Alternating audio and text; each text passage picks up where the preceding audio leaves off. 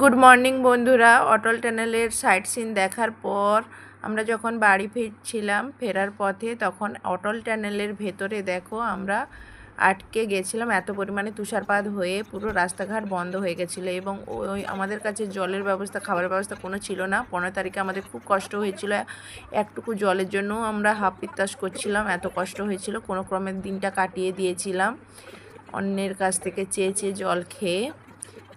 পরের দিন আমরা কতটা বরফ জমেছে সেটা দেখতে যাওয়ার পথেই দেখলাম একটা দোকান বসেছিল, নিচ থেকে এসেছিল, কিন্তু খুব রেট, আকারটা রেট, 10 টাকার মুড়ি 50 টাকা নিচ্ছিল।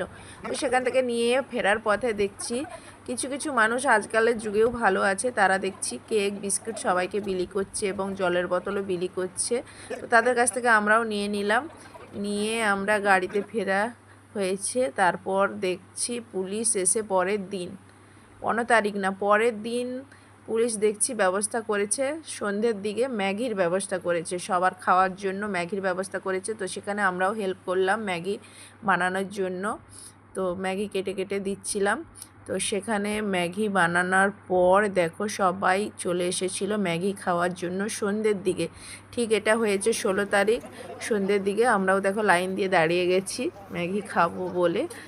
তো সবাই ম্যাগি খাওয়ার জন্য দাঁড়িয়ে আছি, তৈরি হয়ে গেলেই তারপর আমরা খাবো। তো দেখো রেডি হয়ে গেছে এবং সবাই একে একে করে লাইন দিয়ে নিয়ে নিলাম ম্যাগি খাওয়ার জন্য। ম্যাগি নিয়ে দেখো আমরা সাইডে গিয়ে ম্যাগি খাচ্ছিলাম।